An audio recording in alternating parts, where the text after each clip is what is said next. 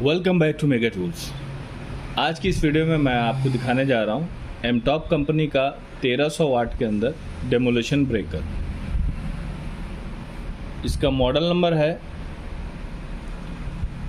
EDBRH1301।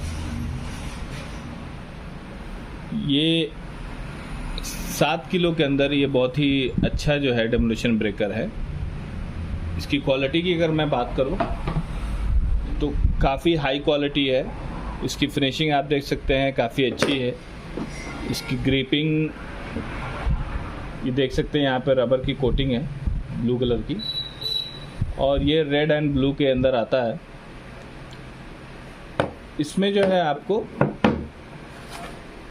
साथ में 2 बिट मिल जाती है, एक पॉइंटेड है और ये दूसरी जो है वो फ्लैट है।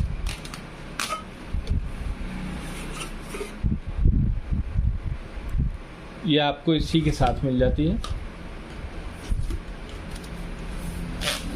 और उसके अलावा जो है आपको एक जो है ग्रीस 40 ग्राम का इसके साथ दिया जाता है,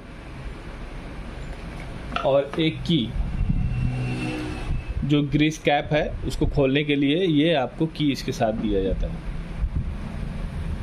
साथ ही में आपको एक एक्स्ट्रा कार्बन और यूज़र मैनुअल ये आपको इसके साथ मिलता है। इसका बॉक्स भी काफ़ी अच्छी क्वालिटी में है। इस हैमर की अगर बात करूँ तो इसमें एक एंटी वाइब्रेशन सिस्टम है। इसमें जो है इसका चेजल जो साइज़ है वो हेक्स है। इसके अंदर जो है हेक्स चेजल लगती है। ये 1300 वाट के अंदर बहुत ही हैवी मोटर है इसका। और यहाँ पे देख सकते हैं, यहाँ पे ग्रीस जो है डाली जाती है। ये लगभग 3 से 4 या 5 घंटे बाद जो है आपको ज़रूर चेक करना चाहिए। मशीन जो है 5 घंटे अगर वर्किंग है तो इस की मदद से आप इसको खोल सकते हैं और जो है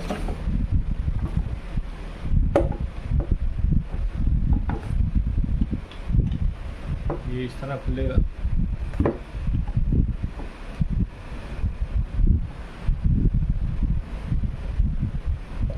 इसके अंदर आप देख सकते हैं जो है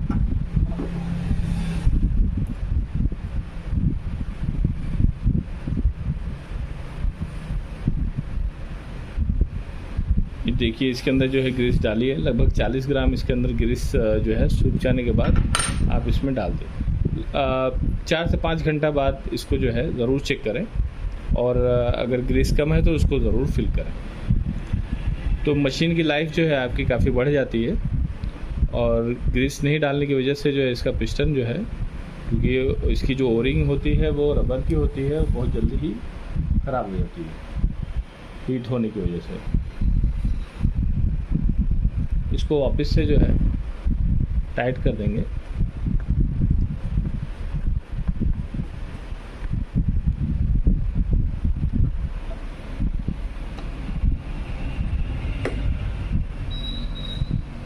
इस तरह जो है इसको फुल टाइट कर दिया है